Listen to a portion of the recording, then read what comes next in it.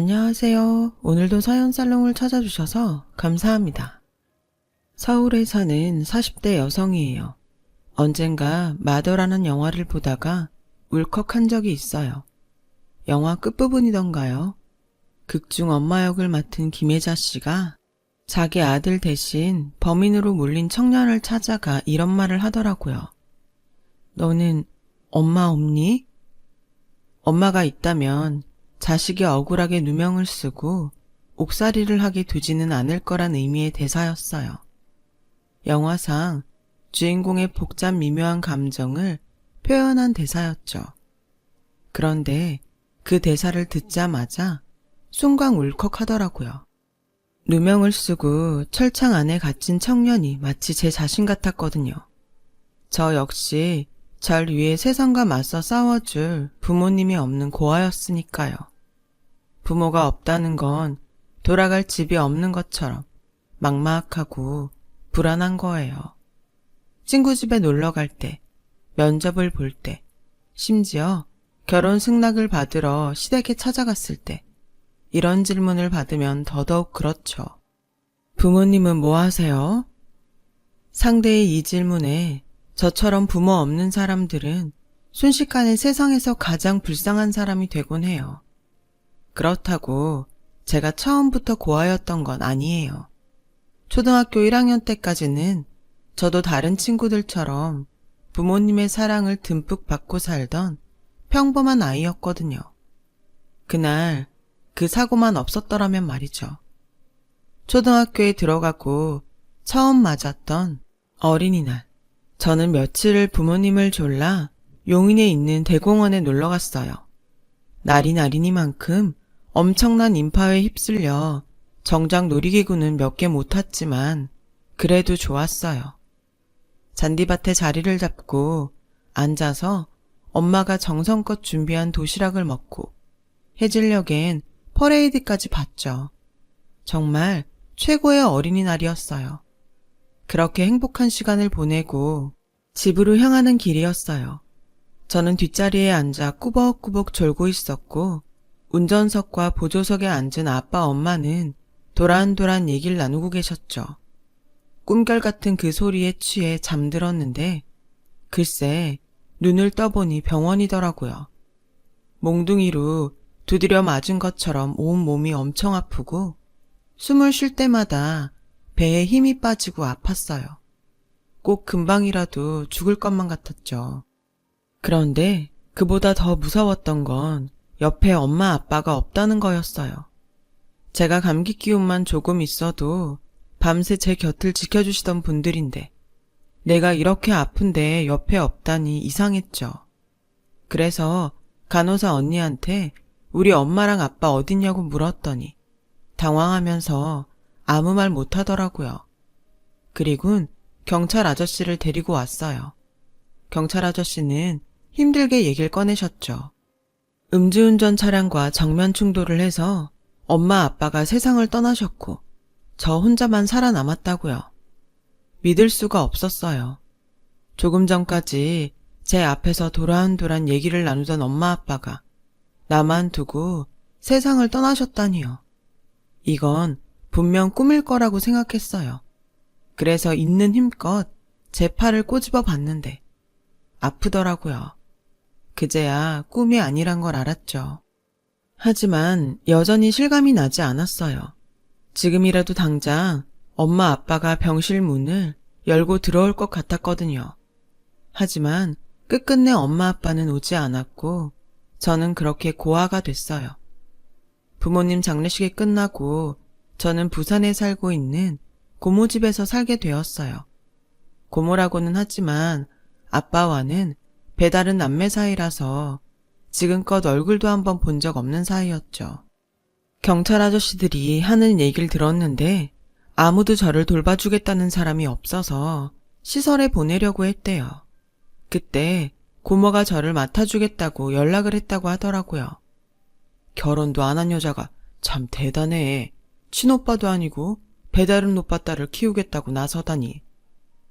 그렇게 저는 난생 처음 보는 고모를 따라 부산에서 살게 되었어요. 서울 우리 집을 처분한 돈과 부모님 앞으로 예금돼 있던 돈, 그리고 사망보험금은 고모가 관리하기로 했고요.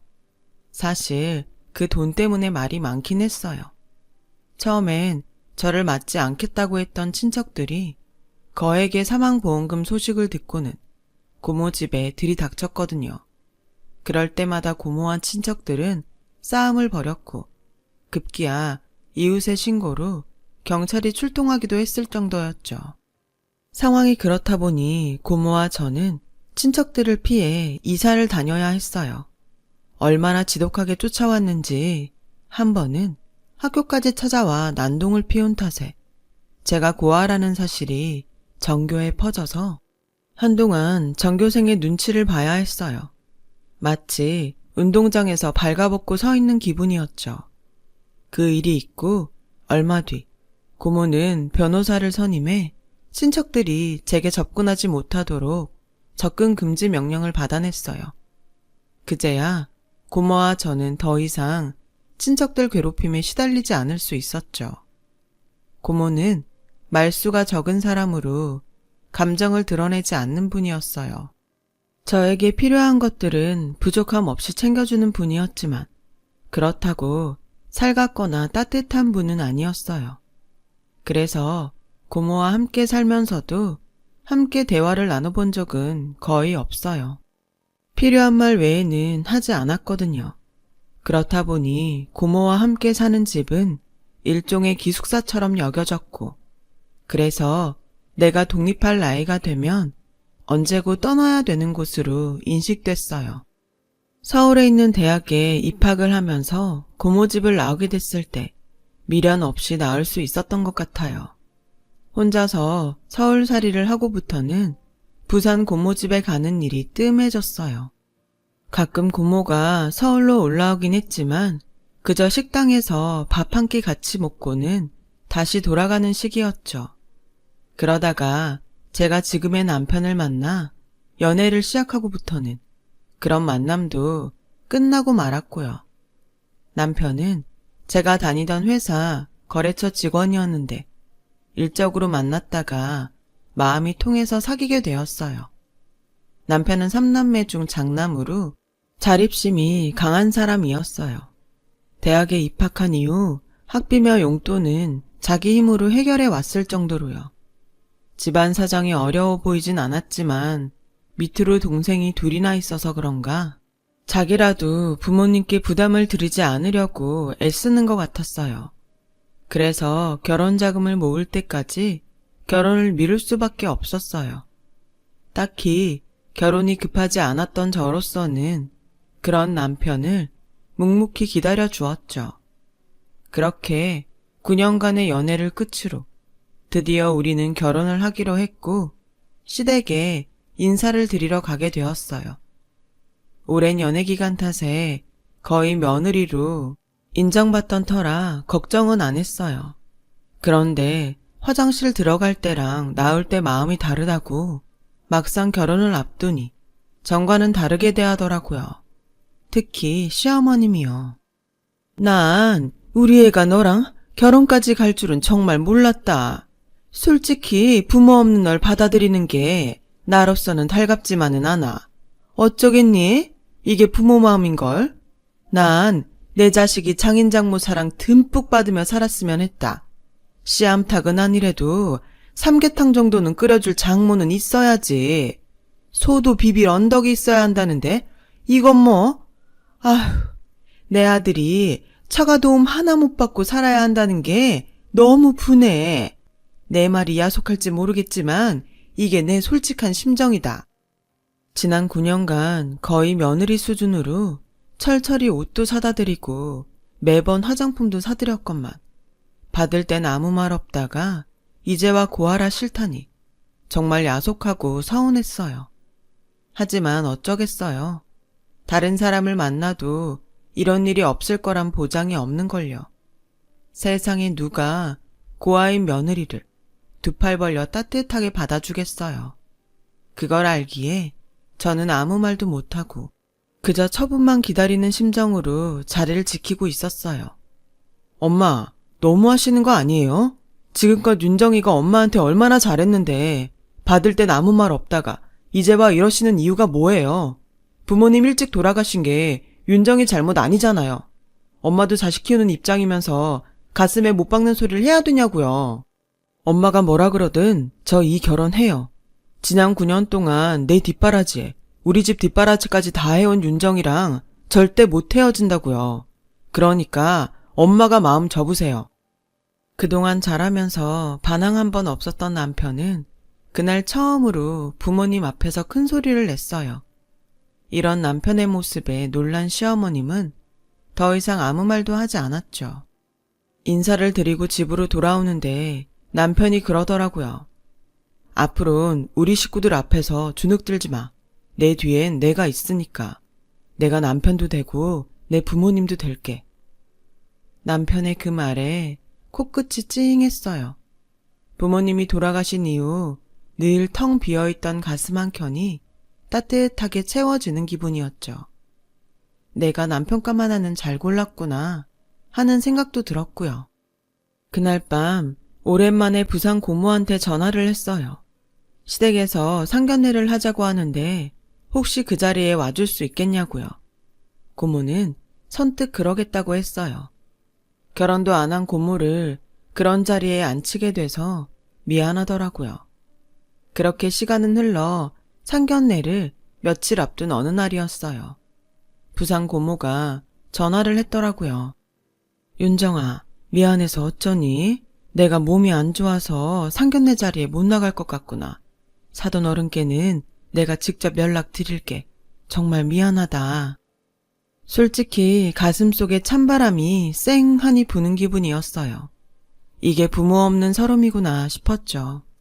그렇다고 화를 낼 수도 없었어요. 고모는 제 부모도 아닌데 부모 노릇 못 해준다고 화를 낼 순 없으니까요. 그래서 알겠다고 몸조리 잘하시라고 하고는 전화를 끊었어요. 결국 상견례 없이 바로 결혼 준비를 하게 되었죠. 남편과 저는 그동안 우리가 모아둔 돈 안에서 집을 구하고 신혼살림과 그 밖에 결혼 준비를 시작했어요. 돈이 그리 넉넉치 않았기 때문에 시간을 들이고 발품을 팔아 하나씩 준비를 해 나갔어요.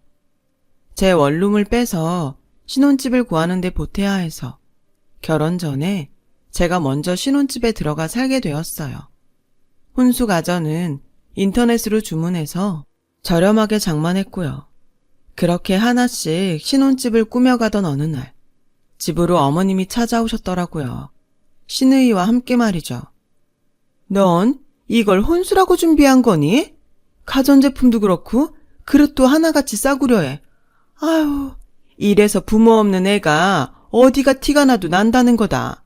니네 고모란 사람도 그렇다.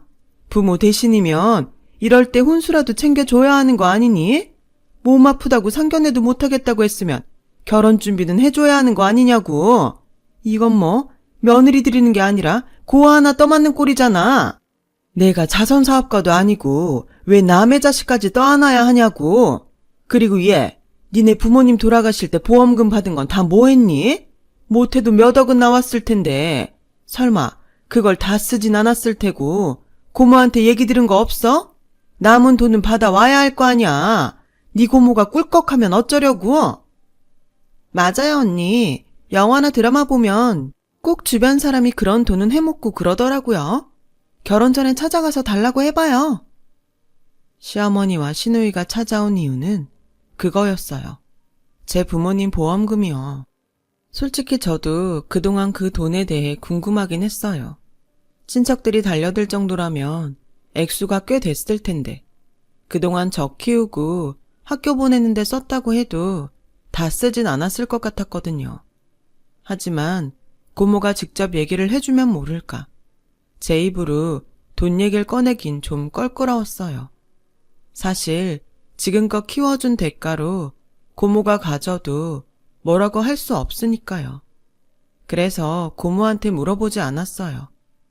그러는 사이 결혼식 날이 다가왔고 저는 부산 고모한테 전화를 했어요. 결혼식 전날 저희 집에서 주무시고 같이 식장에 가자고 하려고요.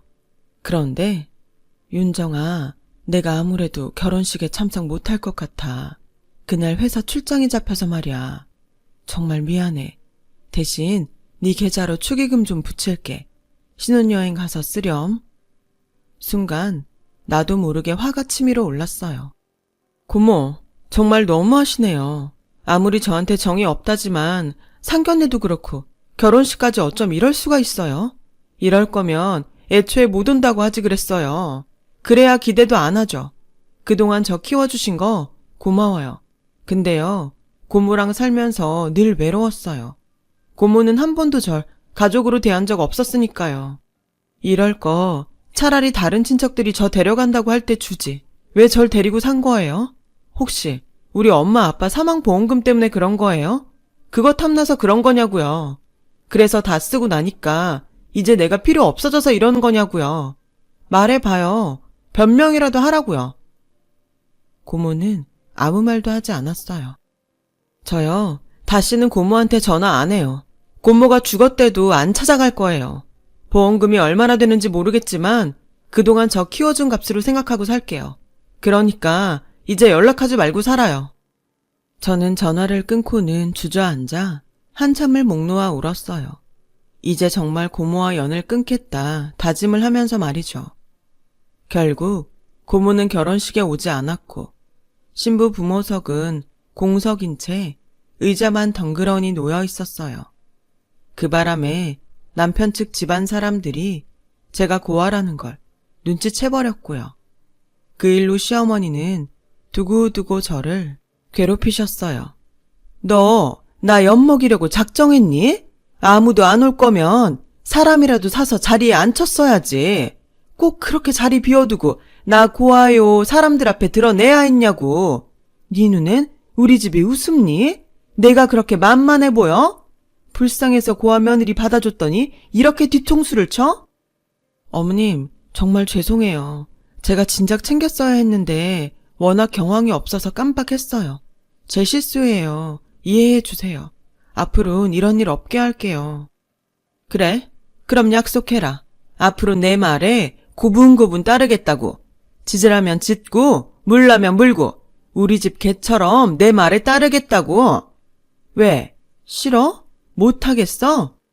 결혼식 날 봐서 알겠지만 너한테 부모가 있기라니, 하다못해 사돈의 팔촌이라도 있기라니.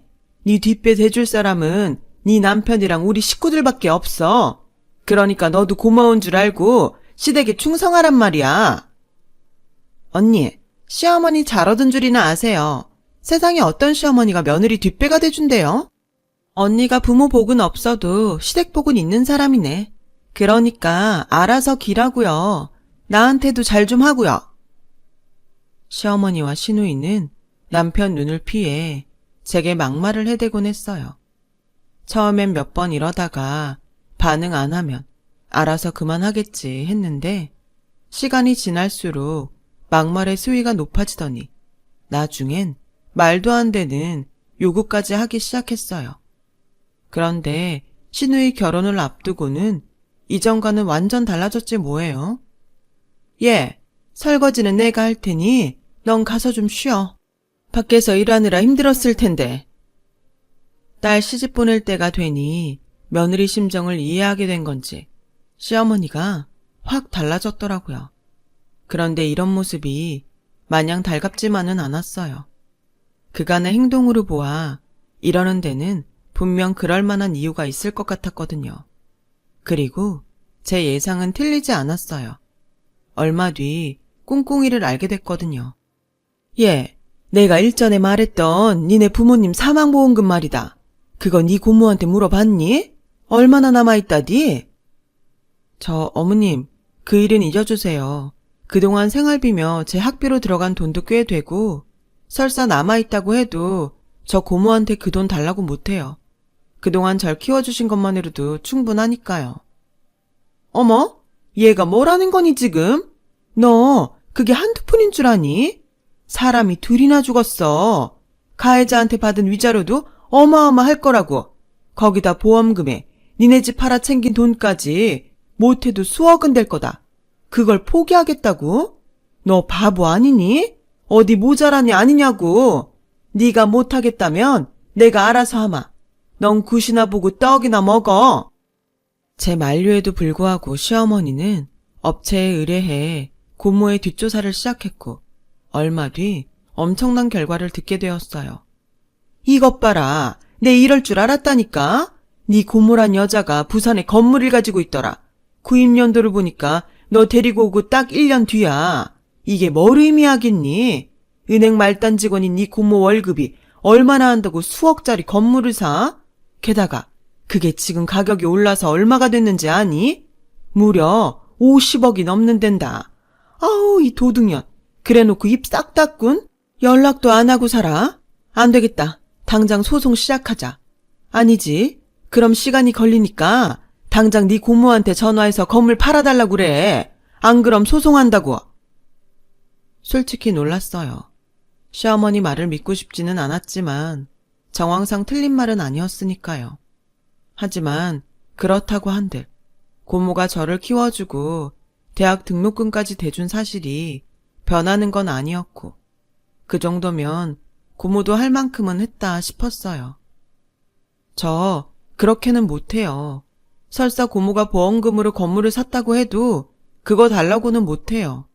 부모 없는 절 키워준 부모 같은 분이니까요. 사는 동안 고모한테 눈치 보고 산 적 없어요. 그러니까 어머님도 그 일은 그만 잊어주세요. 이게 지금 뭐라는 거야? 야, 지금 널 돌보는 건 나야. 그럼 나도 얼마간의 보상금은 받아야 하는 거 아니니? 네 고모한텐 건물도 주면서 왜 나한텐 10원 한 장 안 내놓니? 막말로 너 결혼할 때 뭐 해왔니? 부모 없는 고아라고 마음 약한 내 아들 꼬셔선 몸뚱이 하나 딸랑 들고 왔잖아. 모르면 모를까? 네 고모 건물주 된 거 아니상 나도 너한테 돈 좀 받아서 내 딸 결혼하는데 혼수랑 예단비에 보태야겠다. 그러니까 당장 가서 돈 받아와. 시어머니는 말도 안 되는 생떼를 쓰며 고모한테 가서 돈을 받아오라고 저를 들들 볶았어요. 참다 못한 저는 결국 이 일을 남편한테 얘기했고 남편이 시댁에 가서 한바탕 난리를 친 뒤에야 시어머니는 더 이상 돈 얘기를 꺼내지 않았어요. 하지만 돈 얘기만 하지 않았을 뿐 괴롭힘은 날이 갈수록 심해졌죠. 네? 아가씨 산후조리를 저보고 하라고요? 그럼 회사는 어쩌고요? 여름 휴가 있잖아. 우리 애 출산일 맞춰서 휴가 잡으면 되지. 어차피 제왕절개 할 거니까 출산일이 달라질 이유도 없고 말이다. 아휴, 딴 집들은 이럴 때 큰며느리가 알아서 시누이 산후조리원비도 턱턱 내준다는데 이건 뭐 50억 건물도 지 고모한테 뺏기고 찍소리도 못하는 앤데 그럴 주변머리라도 있겠어? 그러니 어쩌겠니? 네 몸이라도 써서 네 할 도리를 해야지. 안 그래? 그러니까 네 남편한테 미주알 고주알 떠들지 말고 네가 원해서 하는 걸로 하고 우리 애 산후조리 맡아서 해. 너도 나중에 애 낳을 거 아니니? 미리 예습한다 셈치고. 알았어? 지난번 일 때문에 단단히 속이 꼬인 시어머니는 이번만큼은 당신도 양보를 못하시겠다며 산후조리원비를 내놓든 몸으로 때우든 둘 중 하나를 택하라고 했어요. 말도 안 되는 요구였지만 그렇다고 모른 척할 수도 없었어요. 그렇게 벙어리 냉가슴을 앓고 있던 어느 날 밤이었어요. 자정이 넘었는데 남편 휴대폰으로 전화가 왔더라고요. 남편은 액정에 뜬 이름을 확인하곤 화장실로 들어가 전화를 받았어요. 그리고는 잠시 뒤 굳은 표정으로 나와 제게 그러더라고요. 여보, 나랑 부산에 좀 가야겠다. 자기 고모님이 방금 숨을 거두셨대. 남편의 말에 정신이 번쩍 들었어요. 비록 연락도 끊고 살기로 했었지만 제 유일한 혈육인데다 절 키워준 분이 돌아가셨다는데 왜 안 그렇겠어요. 그런데 좀 이상하더라고요. 전화를 해도 저한테 해야지 왜 남편한테 했냐는 거죠. 자기야, 근데 왜 당신한테 전화를 했대? 자기 번호를 어떻게 알고? 그제야 남편은 그동안 있었던 일을 제게 얘기해 주었어요. 남편은 저랑 사귄 지 얼마 안 됐을 때 당시 제가 살던 옥탑방 앞에서 서성이는 고모랑 우연히 마주쳤고 그날 이후 저 몰래 고모랑 연락을 주고받았더라고요. 고모는 제가 어디 아프진 않은지, 돈 때문에 고생하지는 않는지 남편한테 묻곤 했다더군요. 결혼할 때도 저 몰래 집 구하는데 보태라고 5천만 원을 보내주시면서 부산에 사두신 건물 얘기를 하셨대요. 오래전 친척들이 제 부모님 보상금을 뺏으려고 할 때 몰래 사둔 거라고요. 언제고 때가 되면 저한테 돌려줄 생각이니 잘 기억하고 있다가 혹시 당신한테 무슨 일이 생기면 저한테 전해주라고 하셨다나 봐요. 고모님이 비밀로 해달라고 하셔서 그동안 말 못했어. 그리고 말이야, 고모님이 많이 아프셨어. 상견례를 앞두고 쓰러지셨는데 그때 병원에서 복막암 판정을 받으셨다나 봐. 상태가 너무 안 좋아서 바로 수술에 들어가느라 상견례도 못 오셨던 거고, 어떻게 해서든 결혼식은 참석하시려고 재활도 열심히 하셨는데 전이가 너무 빨라서 그러지 못하셨어. 당신이 알면 좋은 일 앞두고 힘들어할까봐 무슨 일이 있어도 절대로 비밀로 해달라고 하셔서 말 안 했던 건데, 이렇게 갑자기 떠나실 줄 알았다면 진작 당신한테 이야기할 걸 그랬어, 여보. 미안해. 남편의 얘기를 듣고 한참을 아무 말도 할 수 없었어요. 고모한테 버림을 받았다는 생각에 그동안 고모를 원망하고 미워했던 제가 너무 한심했어요. 그리고 오랜 시간 제 주위를 맴돌며 저를 지켜주었던 고모를 알아보지 못한 제 무심함에 화가 났어요. 한 번도 나를 진심으로 사랑해준 적 없다고 생각했는데, 그래서 부산 집을 떠날 때도 아무런 죄책감 없이 떠났었는데, 어쩌면 이게 다 이별할 때 제가 미안해하지 않도록 하기 위한 고모의 배려였다고 생각하니 눈물이 멈추지 않았어요. 그 큰 사랑을 받고도 늘 받은 게 없다고 생각했던 제가 한심했어요. 그날 남편과 함께 부산으로 내려간 저는 장례를 치른 뒤 고모가 살던 부산집을 정리하러 갔어요. 20살 봄에 떠나온 후로 단 한 번도 찾지 않았던 그 집은 내 기억 속 그대로였어요. 제가 쓰던 방은 나올 때 그대로 잘 정돈되어 있었죠.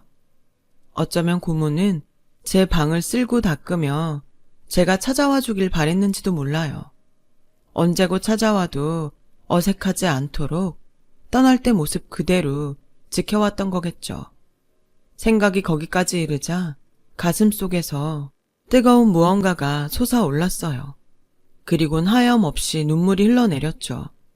그날 저는 부산 우리 집에서 고모에 대한 미안함과 그리움을 눈물에 담아 흘려보냈답니다.